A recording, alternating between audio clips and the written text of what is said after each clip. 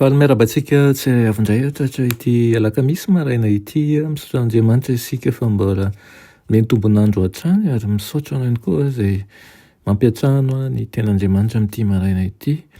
Rary ny soa ary matondra hery ho anao ny fandraisana azy. Aloha anderantsika amin'ny mofinaina io dia vavakisika. Itomb' eo mbola ve-pisaorana anao indrindra izahay noho ny amin'ny fitantananao sy ny fitiavanao. Misaotra ihany koa izay manome zavatsoanay, ampitodika anay hatrany aminao ary haharezanay. Indray ny teninao izay ankehitriny dia metezanao mbola zavatsoa anatinay aminaran'i Jesosy. Amen.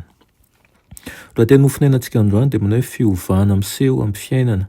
Ilay amin'ny Ezekela 4:30, 5:20 sy 6:20. Manao hoe dia ho fafazako rano madio ianareo ka adio, ny mba ho afaka amin'ny falotonareo rehetra sy ny sampinareo rehetra no hanadiovako anareo. Ary omeko fo vaovao ianareo ary fanahy vaovao no ataoko ao anatinareo.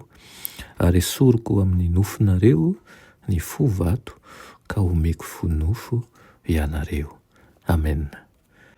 Maro no milaza fa ilaina hozy izy ny manana fo vaovao, nefa na izy ireo aza dia tsy mahalala akory ny tena hevitra io teny io. Ny tanora matetika ny tena tsy mahatakatra an'io teny hoe fo vaovao io. Tsy fantatry izy ireo ny tena heviny.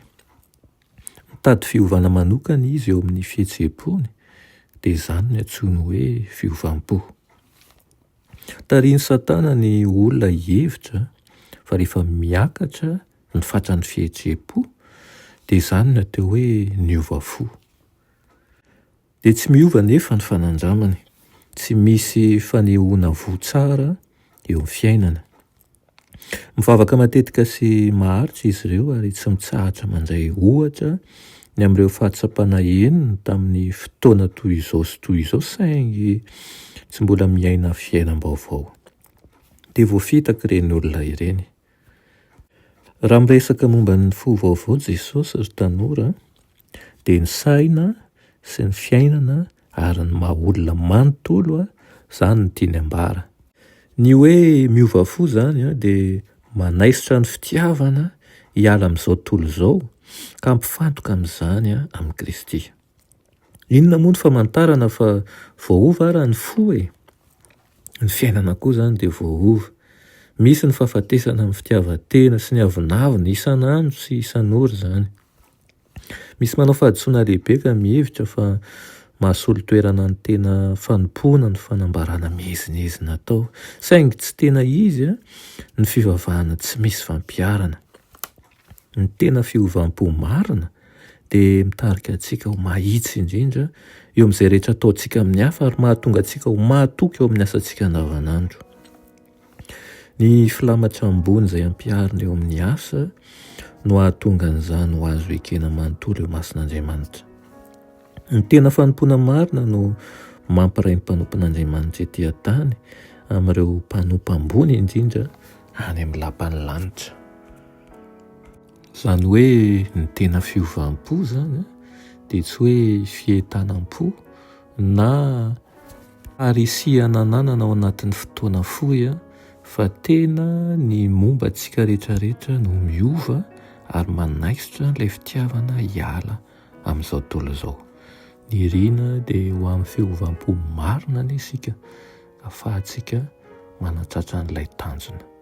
Amen. Tompandriamanitra saotra anao izay ny amin'izany tenao izany. Mangataka aminao indrindra izahay ny ho tao amin'ny fanahinao masina ho amin'ny fiovam-po marina ka hankahala ny ratsy eto amin'ity izao tontolo izao ity. Aminaran'i Jesosy. Amen.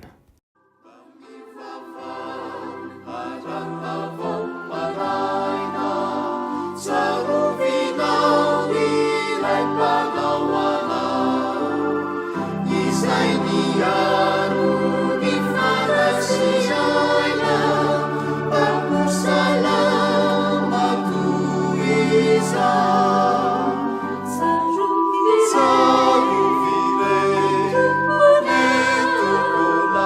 Sepiaro